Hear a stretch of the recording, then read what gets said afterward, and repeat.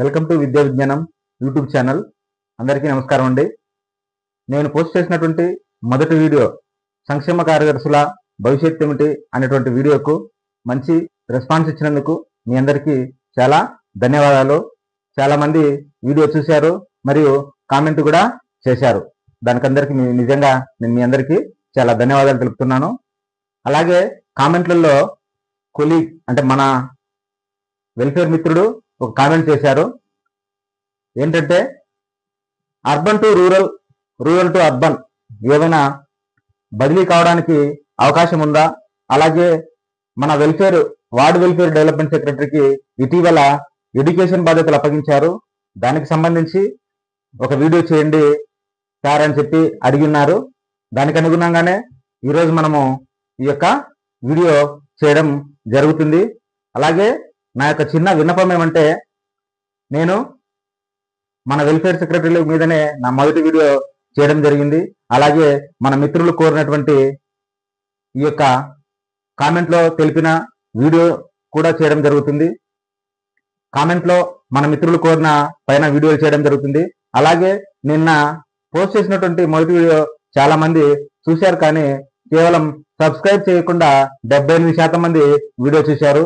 దయచేసి సబ్స్క్రైబ్ చేసుకొని చూడడం వల్ల నాకు మరింత మోటివేషన్ గా ఉంటుంది. కాబట్టి దయచేసి సబ్స్క్రైబ్ చేయండి.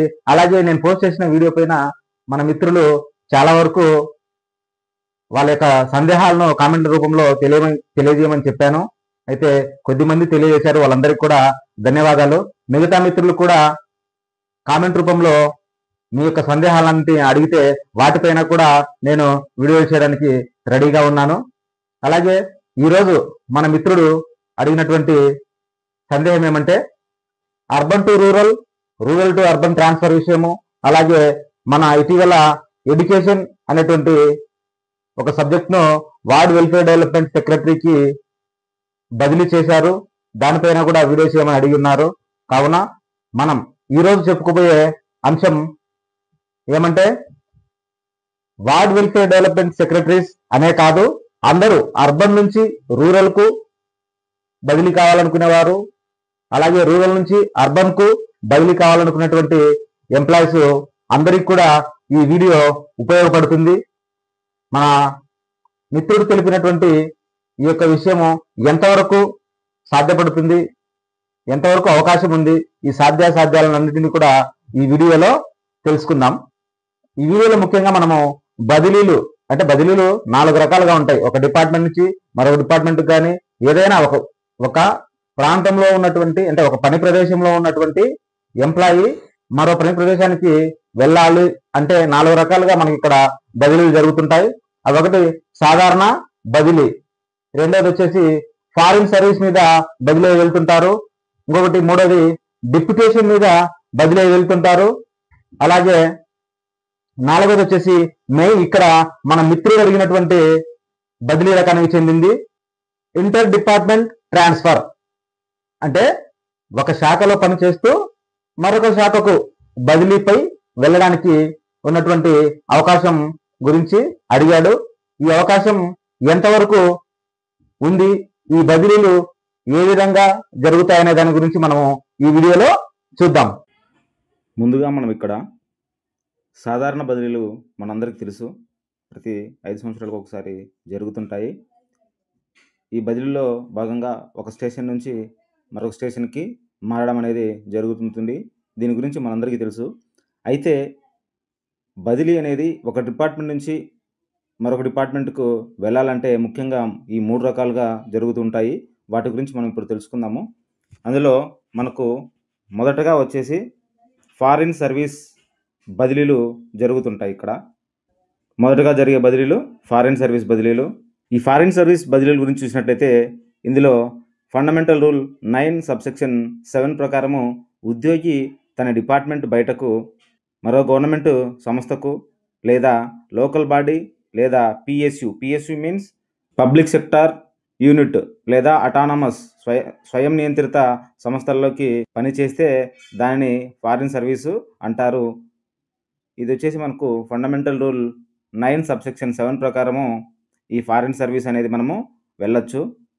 లైన్ డిపార్ట్మెంట్లో ఈయనకు లైన్ డిపార్ట్మెంట్లో ఫండమెంటల్ రూల్ 13 అండ్ 14 ప్రకారము ఈయన లైన్ డిపార్ట్మెంట్ ఫండమెంటల్ రూల్ 13, 14 ప్రకారము ఉద్యోగి ఫారిన్ సర్వీస్లో ఉన్న తన అసలు ఉద్యోగ హక్కును అంటే లైన్ అనేది ఇక్కడ కోల్పోవడం, తన లైన్ డిపార్ట్మెంట్ యొక్క లైన్ను ఇక్కడ కోల్పోవడం.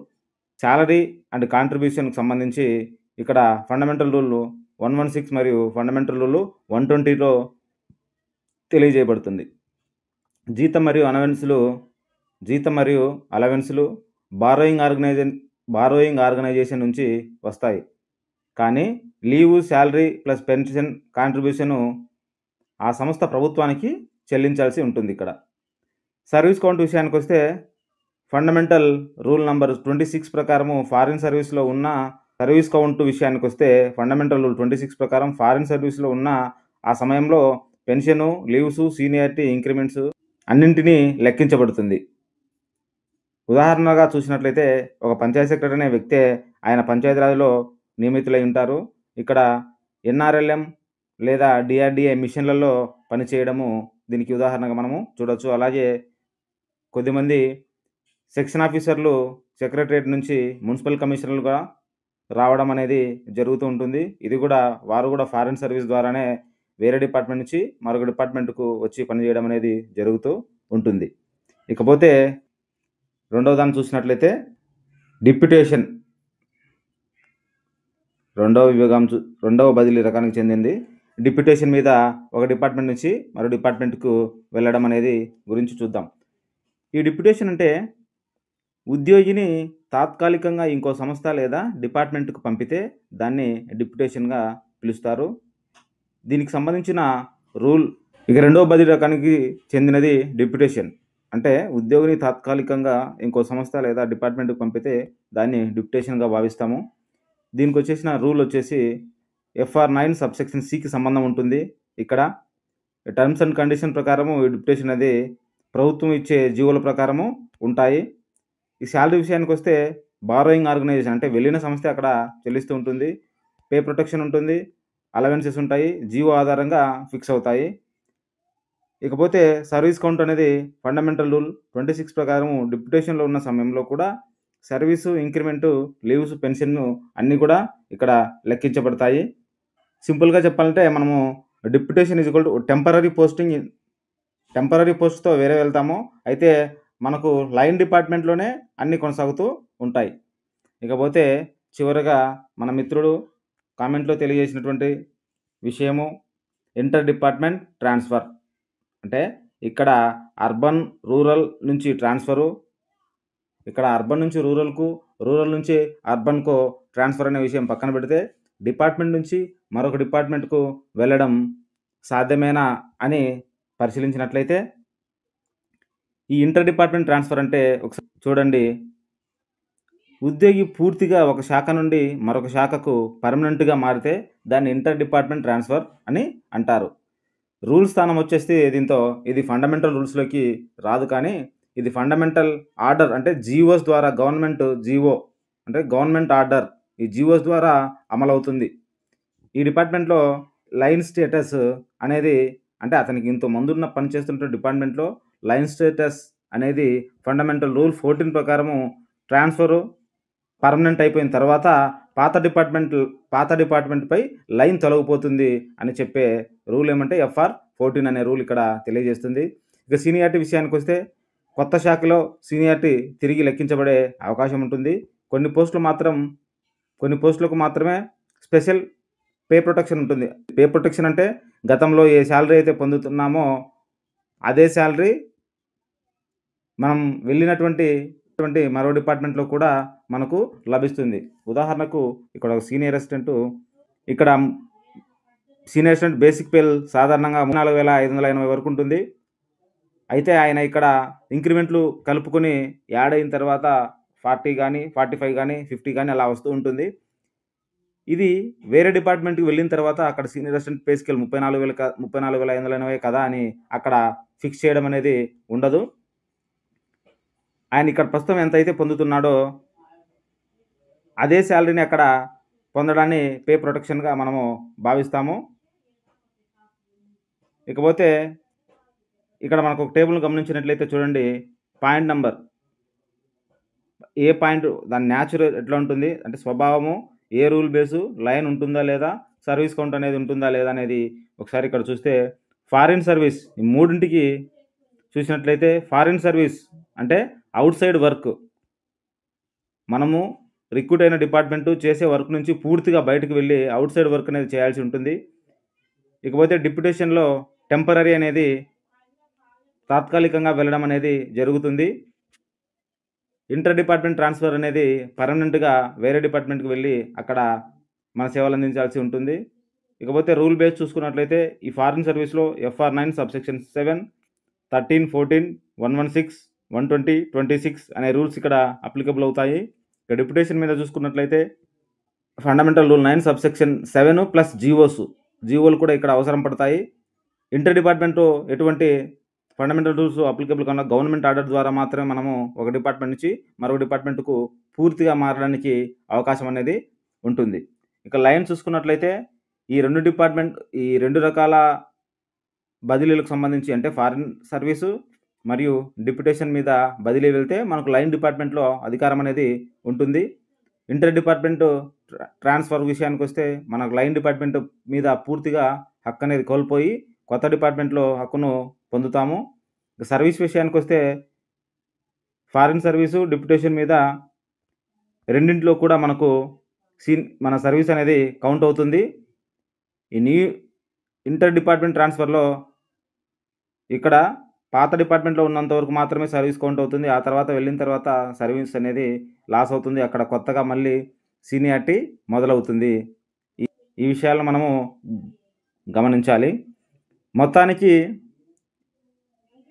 ఒక డిపార్ట్మెంట్ నుంచి మరొక డిపార్ట్మెంట్కు లేదా అర్బన్ టు రూరల్ అని మన మిత్రులు అడిగిన దానికి ఇక్కడ చూసినట్లయితే దాదాపు ప్రభుత్వం అనుకుంటే జీవోస్ ఇష్యూస్ చేసి అంటే గవర్నమెంట్ ఆర్డర్ పాస్ చేసి మనందరినీ కూడా ఒక డిపార్ట్మెంట్ నుంచి మరొక డిపార్ట్మెంట్కు అర్బన్ నుంచి రూరల్కు, రూరల్ నుంచి అర్బన్కు మార్చడం అనే దానికి అవకాశం అనేది ఇక్కడ ఉంది.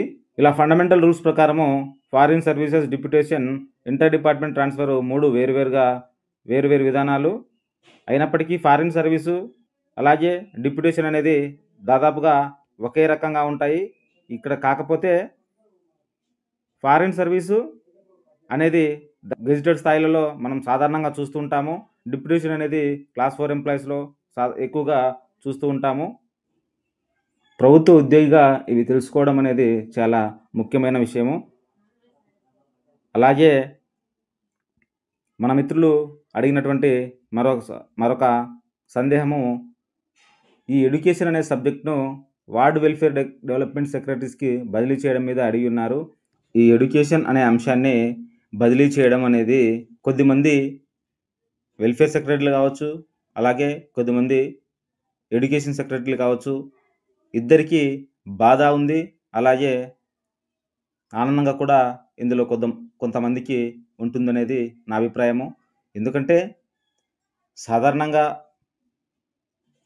ఎడ్యుకేషన్ వాళ్ళు కొద్దిమంది ఆనందపడే విషయం ఏమంటే మాకు ఫీల్డ్ వర్క్ తప్పింది, మేము ఆఫీస్లోనే కూర్చొని ఉంటాము అనే భావనలో వారు ఆనందంగా ఉండడం జరిగింది. కొద్దిమంది అయితే మాకు ఈ ఎడ్యుకేషన్ పోవడం వల్ల మా భవిష్యత్తు ఏమిటో అర్థం కావడం లేదు, కేవలము మాకు ఎగ్జామ్ టైంలో కూడా ఈ యొక్క సైకాలజీ, ఎడ్యుకేషన్కి సంబంధించిన అంశాల మీదనే మాకు ఎగ్జామ్ పెట్టి తీసుకున్నారు కదా, మా నుండి ఇప్పుడు తొలగించడం ఇది ఏమాత్రము న్యాయం కాదని కొద్దిమంది ఎడ్యుకేషన్ సెక్రటరీలు భావిస్తున్నారు. అలాగే ఇక్కడ వెల్ఫేర్ల విషయానికి వస్తే కొద్దిమంది బీఈడి, డిఈడి కలిగిన వెల్ఫేర్ సెక్రటరీలు ఎవరైతే ఉన్నారో వారు ఎడ్యుకేషన్ మాకు వస్తే ఫ్యూచర్లో మాకు ఏమైనా ఎడ్యుకేషన్ డిపార్ట్మెంట్లో అవకాశాలు ఉంటాయి కదా అని కొద్దిమంది స్వాగతించే అవకాశం ఉంది. అలాగే కొద్దిమంది అయితే ఈ గత 6 సంవత్సరాల కాలంలో మనం చేయలేదు కదా, ఇప్పుడు మనం చేస్తే ఇది అదనంగా మనకు బర్డెన్ అవుతుంది అని భావించే వాళ్ళు కొద్దిమంది ఉన్నారు. ఇక్కడ ఏదైతేనేమి గ్రామవార్డు సచివాలయ చట్టం 2023కు సవరణ చేసి ఇటీవలి కాలంలో ఈ విద్య అనే అంశాన్ని వార్డ్ వెల్ఫేర్ డెవలప్మెంట్ సెక్రటరీలకు బదిలీ చేశారు. అయినప్పటికీ దానికి సంబంధించిన జాబ్ చార్ట్ కానీ, డిపార్ట్మెంటల్ జీవో కానీ ఇంతవరకు విడుదల కాలేదు. విడుదలైన తర్వాత మనకు ఈ పూర్తి సమాచారం అనేది తెలియాల్సి ఉంటుంది. ఇది ఏమైనప్పటికీ కూడా పూర్తిగా ఈ విషయం అనేది వారి వ్యక్తిగత అయిష్టాల ప్రకారము ఉంటుందనేది నా అభిప్రాయము. ఇకపోతే ఇంటర్ డిస్ట్రిక్ట్ ట్రాన్స్ఫర్ విషయంలో ఈ రోజు నుంచి మనకు సైట్ యాక్టివేట్ అయింది. కాబట్టి ఎవరైనా ఇంటర్ డిస్ట్రిక్ట్ ట్రాన్స్ఫర్స్ కోసం అప్లై చేసుకునే వాళ్ళు ఉంటే అప్లై చేసుకోవాల్సినదిగా తెలియజేయడమైనది. ఇలాంటి మరిన్ని ఉపయోగకరమైన విషయాల కోసం మా ఛానల్ విద్యా విజ్ఞానంని సబ్స్క్రైబ్ చేయండి. జై హింద్.